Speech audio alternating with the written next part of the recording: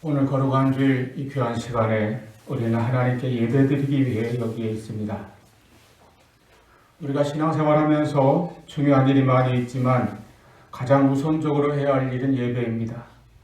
그리고 가장 믿음과 정성을 다하여 행하여야 하는 일도 바로 하나님께 예배드리는 일입니다.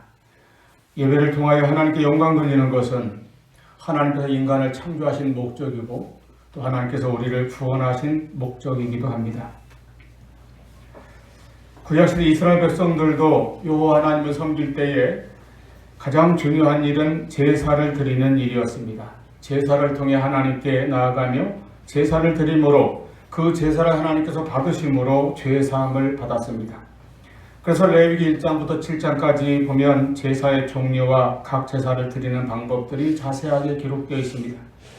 거기 기록된 이스라엘의 5대 제사로 번제와 속죄제, 속건제, 화목제, 소제를 우리가 알 수 있습니다. 이 제사들의 성격은 주로 회개와 헌신이라 할 수 있습니다. 이스라엘 백성들은 이런 제사들을 통해 하나님께 나아가며 은혜를 구하였습니다. 그런데 오늘 본문에서 하나님께서는 하나님께서 기뻐하시는 제사, 하나님께서 받으시는 제사가 있는데 그것은 바로 감사의 제사라고 말씀하셨습니다. 14절 감사로 하나님께 제사를 드리며 지존하신 이에게 대해 서원을 갚으며. 오늘 우리에게도 하나님께서 원하시는 예배는 감사의 예배입니다. 이스라엘의 제사를 볼 때에 백성들이 하나님께 제사를 드리러 나갈 때에 가장 중요하게 생각한 것은 제물을 잘 준비하는 것입니다. 하나님께 바치는 제물이기 때문에 흠없는 소나 양이나 염소를 정성껏 준비하여 가지고 나아갔습니다. 그런데 하나님께서는 오늘 본문 8절부터 13절 말씀을 자세히 보면 이스라엘 백성들에게 그와 같은 제물로 하나님을 기쁘게 하려고 하지 말고 오직 그것을 감사의 예물로 드리라고 하시는 것입니다. 그러면 하나님께서 기쁘게 받으실 것이나 그 마음에 사랑과 감사가 없이 드려지는 제물이나 제사는 아무리 크고 풍성한 것이라도 받지 않을 것이라고 하십니다. 제물은 그 자체로는 아무 유익이 없습니다.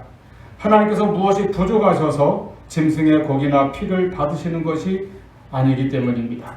오늘 말씀 보면 이 땅에 이 산과 들에 있는 모든 것이 다 하나님의 것인데 내가 줄여서 짐승의 고기를 원하겠느냐, 짐승의 제사를 원하겠느냐 물으십니다. 하나님께서 원하시는 제사는 하나는 상한 심령에 겸손하고 진실한 제사이고 하나는 우리 영혼에서 사랑과 감사를 다하여 드리는 참된 제사여야 한다는 것입니다. 이스라엘 백성들이 하나님 앞에서 실패할 때에는 그들이 제단에 드린 짐승의 수나 그 제물의 상태가 부족해서가 아니었습니다. 바로 감사하는 마음이 없고 감사하는 제사에서 실패했기 때문이었습니다. 그들은 보이는 제물과 제사에는 나무랄 데가 없었습니다. 그러나 참으로 필요했던 한 가지, 즉 내적인 마음의 감사를 드리는데 실패했던 것입니다. 오늘날 우리들의 예배는 어떠한가 하고 우리가 날마다 돌아보아야 하는 것입니다.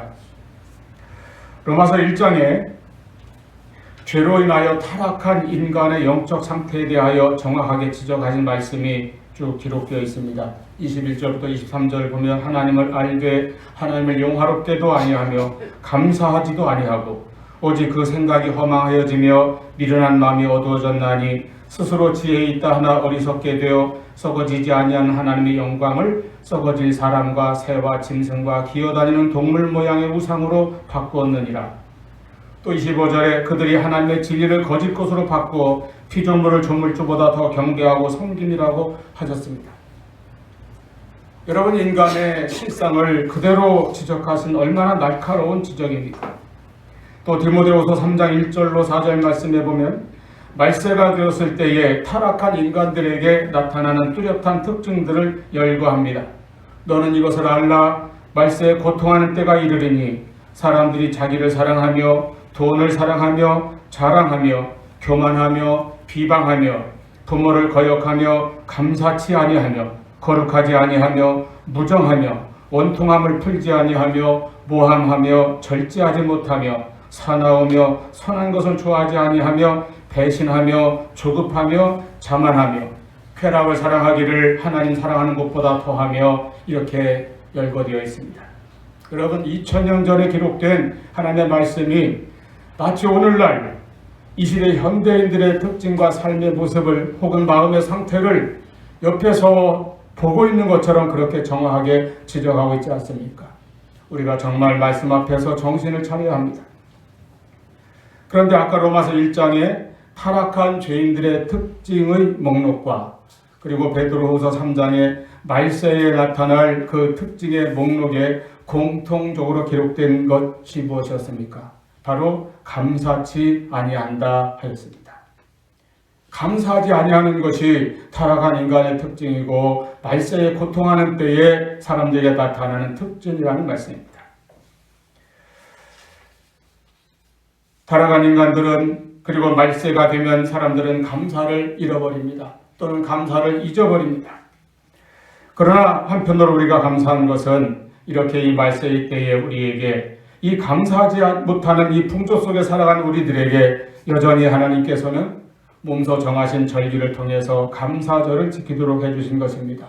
우리는 11월 한 달을 이 감사의 달로 지키려고 합니다. 그래서 이 감사절도 한 달 동안 이대로 걸어두려고 하는 것입니다. 이 감사절을 통해서 감사를 깨닫고 회복하는 은혜가 우리에게 있기를 바랍니다. 감사절은 분명히 우리에게 축복의 날이 될 것입니다. 왜냐하면 감사를 회복함으로 하나님으로부터 임하는 복이 회복되기 때문입니다. 오늘 말씀에 보면 분명히 하나님께서 받으시는 참된 제사가 바로 감사의 제사다. 하나님께서 우리에게 받으시는 예배가 바로 있다는 것입니다.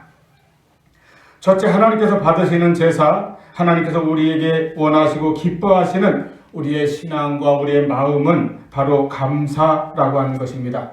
14절에서는 감사로 하나님께 제사를 드리라 하셨고 23절에는 감사로 제사를 드리는 자가 하나님을 영화롭게 한다고 말씀하였습니다.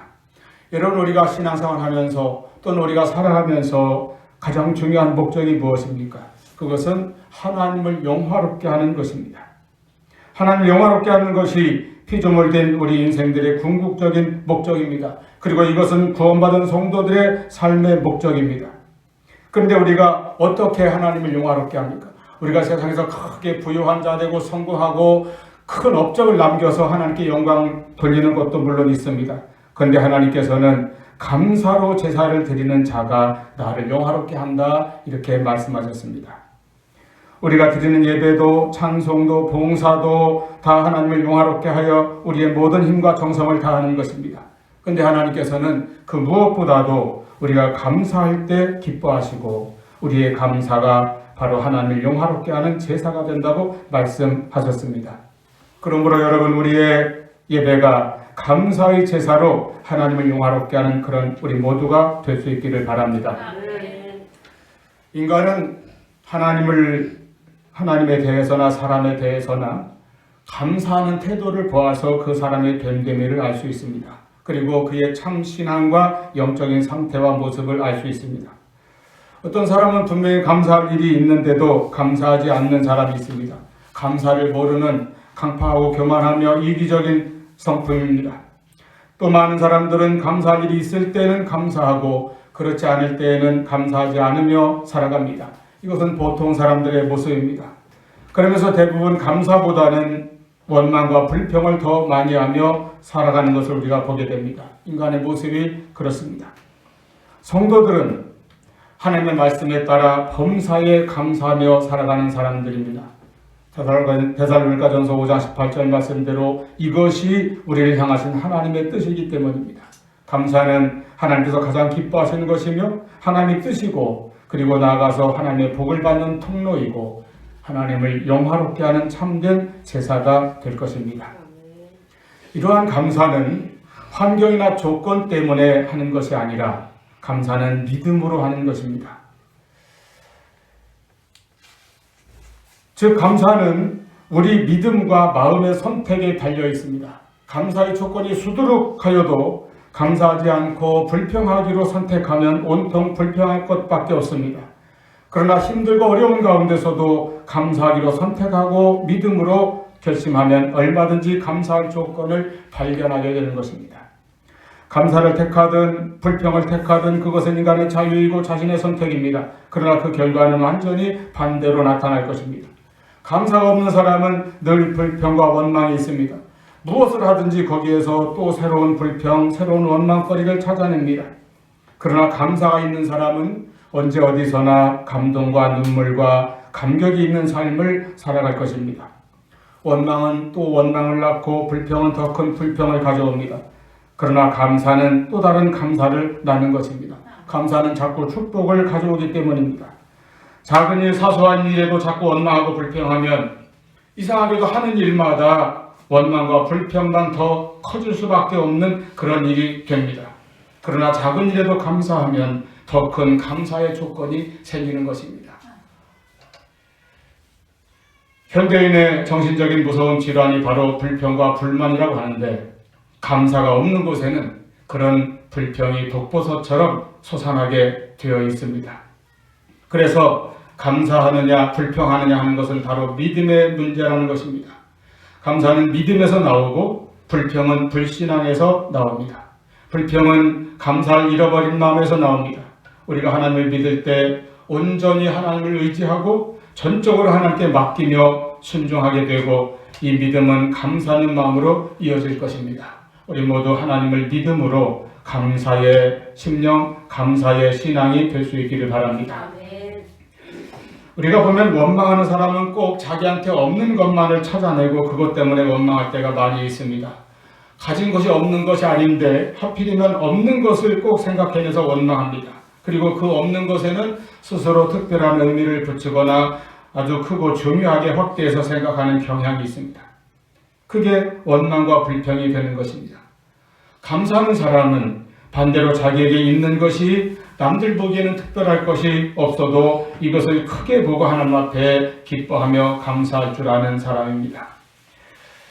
감옥과 수도원에 공통점이 있다고 합니다. 그것은 높다란 담으로 둘러쳐져 있고 그 안에 들어가서 함부로 나오지 못하며 그리고 그 안에서 생활도 항상 규칙적으로 정해진 짜여진 시간표대로 생활한다는 것이죠.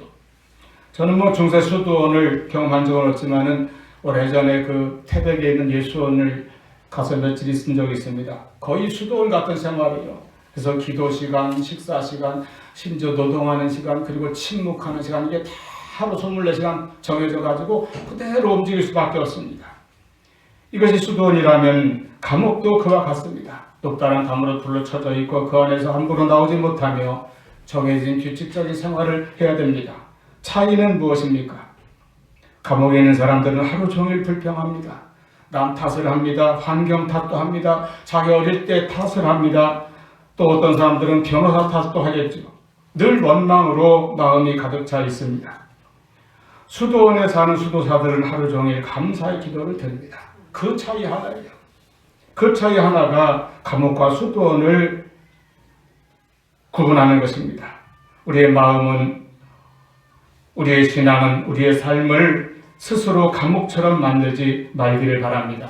하나님의 사람들은 하나님께 감사하는 마음으로 매일매일을 깨달음의 감동으로 살아가는 것입니다. 여기에서 큰 용기가 생기고 능력도 생기고 봉사의 마음도 사랑의 힘도 생기는 것입니다. 여기에 깊은 지혜가 있고 사랑이 있고 기쁨이 있습니다. 그 인생에는 창조의 힘이 있습니다. 그리고 많은 열매를 맺게 될 것입니다. 이제 늘 감사하시기 바랍니다. 매 주일 예배를 드려도 감사의 마음이 항상 있어야 합니다. 아브라함은 가는 곳마다 제단을 쌓고 하나님께 감사했습니다. 그는 하나님의 부르심을 받고 고향 본토 친척 아비집을 떠나 가나안으로 나아갔습니다. 그때 그는 오직 하나님의 인도하심을 따라 갔는데 그 모든 길에 하나님께 늘 감사하며 제사를 드렸던 것입니다. 하나님께서 그를 복의 근원, 믿음의 조상 되게 하셨습니다. 이스라엘 백성들이 홍해에서 구원을 받았을 때에 그들은 감사했습니다. 손에 소그를 들고 찬양하며 감사하고 하나님께 영광을 돌렸습니다. 하나님께서 앞을 가로막고 있는 바다를 여셨고 바다를 열어 길을 내셨고 원수들을 물리치셨기 때문입니다. 우리가 항상 하나님께 감사하지만 특히 우리의 예배가 감사로 하나님께 드려질 수 있기를 바랍니다. 감사절에만이 아니라 1년 내내 모든 예배에는 항상 성도들의 감사의 마음이, 감사의 그 진정과 정성이 담겨 있어야 합니다. 그런 예배가 하나님을 영화롭게 하는 것입니다. 시편 69편 30절 31절에 내가 노래로 하나님의 이름을 찬송하며 감사함으로 하나님을 위대하시다 하리니 이것이 소 곧 뿔과 굽이 있는 황소를 드림보다 여호와를 더욱 기쁘시게 함이 될 것이라 말씀하였습니다. 하나님께 황소를 드리고 황금을 드리는 것보다 더 하나님을 기쁘시게 하는 참 예배가 되는 것은 바로 우리의 감사입니다. 감사가 하나님께 드리는 최상의 예물입니다. 여러분, 우리의 예배에 이와 같이 항상 감사가 넘치기를 바랍니다. 그래서 하나님을 영화롭게 하는 예배가 되기를 바랍니다. 찬송 한 장을 불러도, 기도를 드려도, 헌금을 드려도, 말씀을 들을 때에도, 성도와 교제를 나눌 때에도 항상 감사의 예배가 될 수 있도록 해야 될 것입니다. 이렇게 내 마음에 감사가 있을 때에 우리의 예배가 진정한 예배가 되며 하나님이 기뻐 받으시는 예배가 됩니다. 이런 감사로 예배를 드리는 성도가 하나님을 영화롭게 하는 성도가 되는 것입니다. 그리고 그렇게 하나님을 영화롭게 하는 그곳에 하나님의 놀라운 은혜가 임하고 우리가 축복을 누리게 될 것입니다. 감사는 하나님께는 영광이 되고 우리에게는 복이 됩니다. 감사는 행복해지는 연습이고 불평은 불행해지는 연습이라고 했습니다. 어떤 일이 있어도 믿음으로 감사할 때에 하나님께서 우리 마음에 평강을 주시고 우리 삶 속에 더 큰 복을 주십니다. 그러므로 여러분, 모든 일에 감사하기로 마음의 태도, 우리의 믿음을 굳게 정하시고 믿음으로 참된 감사의 제사를 드리며 살아가시기를 바랍니다. 두 번째로 하나님께서 받으시는 것은 오늘 말씀에 보면 환난 중에 드리는 기도라고 했습니다. 즉 환난 중에도 하나님을 찾으며 하나님을 부르며 하나님께 기도하며 나아가서 환난 중에도 믿음과 감사를 잃지 않는 그런 신앙을 가져야 한다는 것입니다. 15절 환난 날에 나를 부르라 내가 너를 건지리니 내가 나를 영화롭게 하리로다. 환난 날에도 우리가 낙심하거나 원망과 불평에 빠져 있지 않고 하나님을 부르며 하나님께 나아갈 때에 하나님께서는 응답하시고 환난의 소리를 건지시고 그 일로 인하여 영광을 받으신다는 것입니다. 이렇게 우리가 기도함으로 하나님을 영화롭게 합니다. 때때로 우리에게 환난이 옵니다. 인생에서 환난의 때, 환난의 날을 겪게 되는 그런 시간이 있습니다. 육신의 질병이나 예기치 않은 사고, 실패나 경제적인 어려움, 자녀 문제, 가정 문제, 직장, 사업 문제 등에서 여러 가지 어려움이 닥쳐올 때가 있습니다. 여러분, 그러한 환난의 날에 우리는 누구를 찾고 누구에게로 달려갑니까? 어떤 사람은 마치 어려울 때 하나님을 찾고 하나님을 부르는 것은 이기적인 잘못된 신앙 태도인 것처럼 그렇게 오해하기도 하는데 오늘 본문 말씀에서 하나님께서 말씀하셨습니다. 우리가 환난 날에 하나님을 부르면 하나님께서 들으시고 건져주시며 그 일로 인하여 우리가 하나님을 영화롭게 한다는 것입니다. 왜 그렇습니까? 그것이 바로 믿음이기 때문입니다. 자신의 힘으로 해결할 수 없는 어려운 상황에 처하거나 그렇게 어려운 문제에 부딪히게 될 때에 우리는 두 종류의 사람들을 볼 수 있습니다. 그리스도인이면서도 그러한 문제 앞에서 그러한 날들 속에 낙심하거나 원망과 불평으로 빠지는 사람이 있습니다. 그런가 하면 어려울수록 힘들수록 고통스러울수록 더욱 하나님을 찾고 하나님께 나아가는 사람이 있습니다. 이 사람은 믿음의 사람입니다. 그 믿음을 하나님께서 기뻐하시는 것입니다. 그 기도와 간구로 인하여 하나님께서 큰 능력으로 역사하시고 하나님께서 영광을 받으시는 것입니다. 우리는 어떤 환난의 날에도 하나님은 모든 것을 합력하여 선을 이루신다는 말씀을 확신하면서 그러한 날들 가운데서도 감사와 찬양을 잃지 않는 사람들 될 수 있기를 바랍니다. 모든 여건이 좋고 환경이 좋을 때 감사하는 것은 누구든지 웬만하면 할 수 있지만 환난을 당하고 일이 어렵고 힘들 때 기도를 쉬지 아니하며 나아가서 하나님께 모든 일에 감사한다는 것은 믿음이 없으면 할 수 없는 일입니다. 성도들은 믿음의 사람들이므로 어려울 때도 기도하며 하나님께 나아갈 줄 알아야 합니다. 여러분, 우리가 신앙생활을 하고 있지만 우리 인생길에는 환난의 날이 때때로 닥쳐올 때도 있음을 알고 살아야 합니다. 그러나 이때에도 우리에게는 붙들 수 있는 하나님의 약속이 있습니다. 그것은 우리가 하나님을 찾고 하나님을 부르며 하나님께 간구하며 나아가면 하나님께서 들으시고 하나님께서 응답하시고 건져주시고 역사하신다는 것입니다. 환난난 나를 부르라 내가 너를 건지리니. 시편 46편 1절 말씀에 보면 하나님은 우리의 피난처시요 힘이시니 환난 중에 만날 큰 도움이시라 하였습니다. 하나님은 우리의 피난처이십니다. 환난 중에 만날 큰 도움의 하나님이십니다. 그러므로 성도는 환난 중에 큰 도움을 받고 살아계신 하나님을 체험하는 그런 믿음의 삶을 살아갈 수 있는 것입니다. 요한복음 16장 33절에 예수님께서도 말씀하셨습니다. 너희가 세상에서는 환난을 당하나 담대하라 내가 세상을 이기었노라. 여러분, 우리가 기도한다는 것은 내가 환난보다 크신, 문제보다 더 크신 그 하나님을 믿고 의지한다는 신앙의 고백이고 표현입니다. 그 문제를 하나님께 맡긴다는 믿음과 순종의 표현입니다. 환난 중에 나를 건지신 하나님을 믿고 감사한다는 것입니다. 세상을 이기신 주님을 믿고 담대하게 나아가며 이러한 감사와 기도로 승리하고 하나님께 영광 돌리는 우리 모두가 될 수 있기를 축원합니다. 세 번째로 하나님께서는 우리 삶의 행위를 받으시고 우리에게 하나님의 구원을 보여주십니다. 23절에 감사로 제사를 드리는 자가 나를 영화롭게 하나니 그의 행위를 옳게 하는 자에게 내가 하나님의 구원을 보이리라. 여기서 말씀하고 있는 행위는 그 위에 우리가 좀 건너뛰었습니다만 16절부터 21절에 있는 내용을 가리키는데 이것은 하나님의 말씀에 순종하여 살아가는 성도의 삶을 말하는 것입니다. 여러분, 우리 그리스도인의 삶은, 성도의 생활은 제2의 예배라고 할 수 있습니다. 또는 예배의 두 번째 요소라고 이렇게 말할 수도 있습니다. 우리의 참된 예배는 주일날 교회 안에서 시작되었다가 교회 안에서 끝나는 예배에 이어서는 안 됩니다. 우리의 예배는 교회에서 시작되어 내가 가정과 이 세상과 사회로 돌아간 그 시간 그 장소에서 계속되어야 하는 것입니다. 그것은 우리가 이제 말씀을 따라 하나님의 뜻대로 살아가는 삶을 통해서 순종하는 그 삶을 통해서 계속 하나님께 드려져야 하는 것입니다. 우리의 믿음은 생활 속에서 하나님께 바쳐져야 합니다. 이것이 바로 우리의 행위이고 하나님께서는 이것을 받으시고 영광을 받으신다고 말씀하였습니다.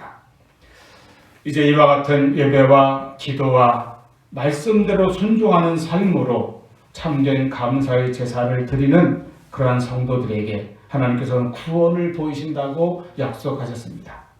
우리가 감사의 제사를 드림으로 그때 구원을 새로 받는다는 것이 아니라 우리가 받은 구원을 볼 수 있게 해주신다는 것입니다. 하나님의 은혜로 구원받았다는 확신을 가지게 되고 그 구원의 증거를 볼 수 있는 영적인 축복을 누리게 된다는 것입니다. 뿐만 아니라 실제로도 감사하는 자는 구원하시는 능력과 은총을 체험하게 됩니다. 바울과 실라가 빌립보 성에서 전도하다가 귀들이 어린 소녀를 고쳐준 일이 있습니다. 그 일로 인하여 주인의 고발을 받고 이제 많은 매를 맞고 감옥에 갇혔습니다. 그 깊은 지하 감옥에 손과 발의 착고에 묶여 갇혀있는 바울과 실라가 사도행전 16장 25절 보니 한밤중에 바울과 실라가 기도하고 하나님을 찬송하며 말씀하였습니다. 여러분, 찬송이 무엇입니까? 하나님께 영광 돌리며 하나님께 감사하는 믿음의 표현입니다.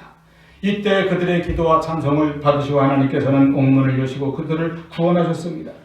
그날 밤 간수와 그 온 가족들이 복음을 듣고 구원받는 역사가 일어났습니다. 감사하는 자, 찬송하는 자, 기도하는 자, 행위를 옳게 하는 자는 하나님의 구원을 볼 것입니다. 할렐루야.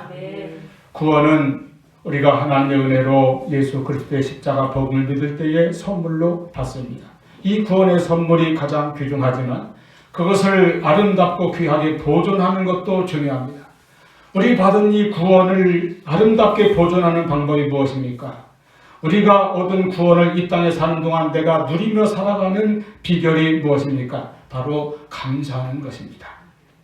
살아가면서 어떤 날 어떤 문제를 당해도 이 감사와 기도 그리고 순종하는 믿음의 삶으로 우리가 처해 있는 어떤 여건이나 환경 문제까지도 오히려 바꾸고 역전시킬 수 있는 그런 능력 있는 성도들 되시기를 바랍니다. 감사가 하나님을 영화롭게 합니다. 환난 날의 기도가 하나님의 건지시는 손길을 체험하게 하고 하나님을 영화롭게 합니다. 순종하는 믿음이 하나님의 구원을 보게 합니다.